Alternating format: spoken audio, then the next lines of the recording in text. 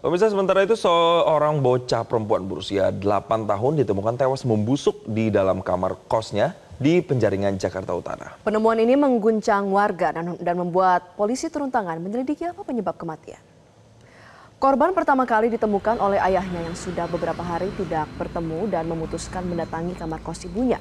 Saat pintu dibuka, korban ditemukan dalam kondisi tanpa busana, terlentang dan sudah membusuk dengan ceceran darah mengering di sekitar lantai. Polisi langsung melakukan olah TKP dan membawa jasad korban ke Rumah Sakit Polri Kramat Jati untuk diotopsi. Kondisi terkini indekos terlihat sepi, gerbang digembok ganda dan hampir seluruh penghuni sudah keluar meski lampu teras masih menyala. Garis polisi juga sudah tidak terlihat di area depan indekos. Hingga kini apa penyebab kematian masih didalami dan polisi berjanji mengungkap jika ada unsur tindak pidana dalam kasus ini. Sementara dari tim olah TKP, karena kondisinya sudah membusuk, perkiraan sudah meninggal sekitar 5 hari.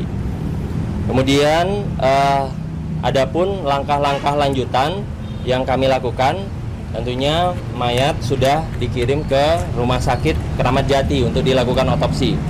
Sampai sekarang kami masih menunggu hasil otopsi. Seorang bocah perempuan berusia 8 tahun ditemukan mengenaskan tidak bernyawa di sebuah indekos di kawasan Penjaringan, Jakarta Utara. Ya, dari hasil pemeriksaan sementara, bocah ini meninggal dunia akibat benturan benda tumpul. Dan untuk mengetahui situasi terkini, kita bergabung bersama dengan jurnalis Metro TV, Randi Alfaras dari lokasi kejadian. Selamat pagi, Randi, bisa Anda gambarkan, jadi sampai dengan saat ini bagaimana perkembangan kasusnya?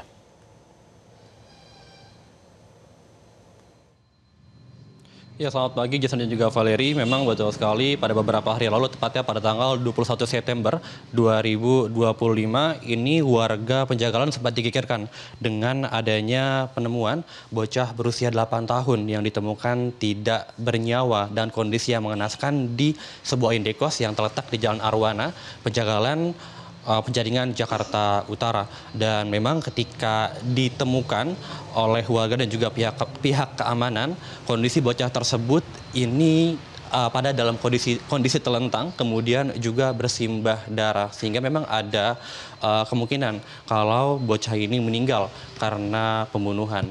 Dan memang hingga saat ini juga pihak kepolisian masih terus melakukan penyelidikan lebih lanjut untuk mengetahui kronologi dan juga pastinya apa penyebab dari kematian bocah ini. Dan saat ini juga saya sudah berada di indekos yang menjadi tempat ditemukannya bocah berusia 8 tahun yang meninggal tidak bernyawa. Dan kami akan mengajak Anda untuk melihat bagaimana kondisi dari salah satu kamar yang ada di indekos ini. Dan memang sebagai informasi, indekos ini memiliki 3 lantai, yang mana untuk lantai 1 dan lantai 2 ini difungsikan untuk kos-kosan yang disewakan. Dan masing-masing lantai terdiri dari 3 kamar kos seperti itu. Kemudian untuk lantai ketiganya sendiri itu merupakan tempat tinggal dari korban bersama dengan orang tuanya, yakni ibunya.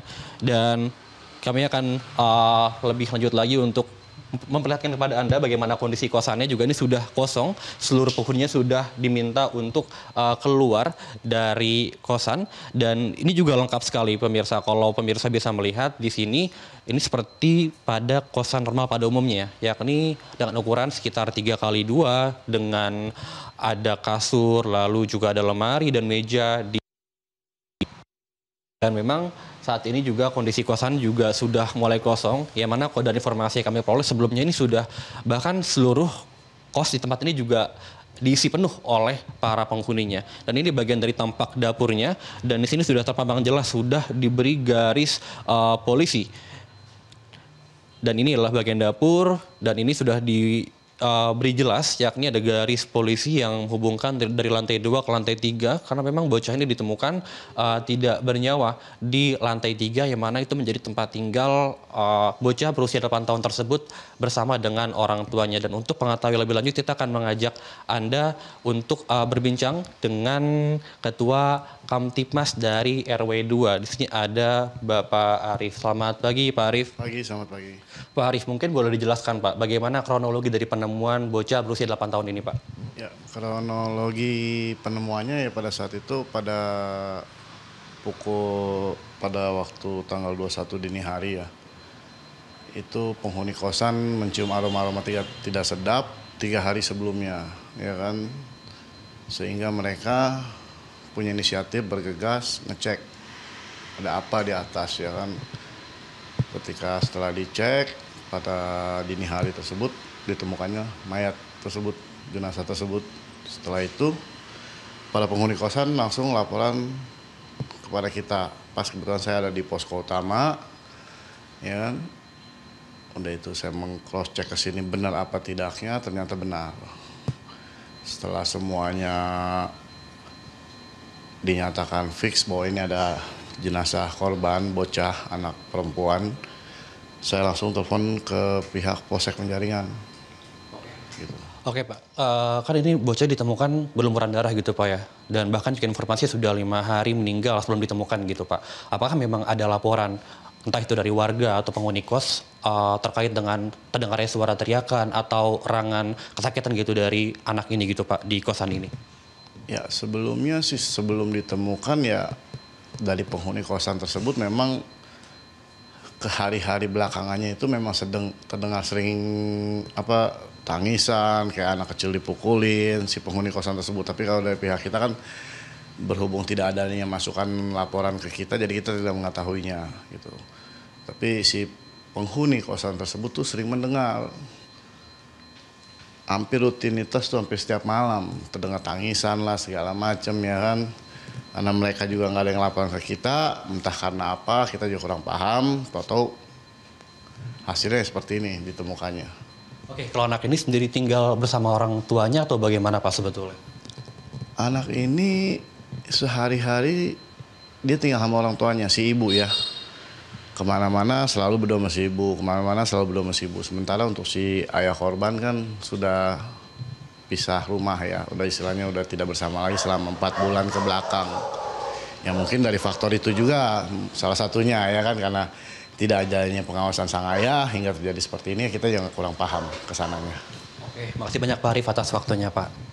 Ya pemirsa, memang tadi dijelaskan juga bahwa memang korban yakni bocah berusia 8 tahun ini tinggal bersama dengan ibunya di lantai 3 gedung Indekos ini gitu. Dan memang dan saat ini juga dari kosan ini juga sudah kosong, dan sebagaimana diketahui bahwa memang ibunya sendiri ini adalah pemilik daripada Indekos ini, dan hingga saat ini juga pihak kepolisian masih terus melakukan penyelidikan untuk mengetahui motif dan juga pelaku utama daripada kasus pembunuhan bocah berusia 8 tahun ini. Demikian Jason dan Valerie, kembali ke Anda di studio.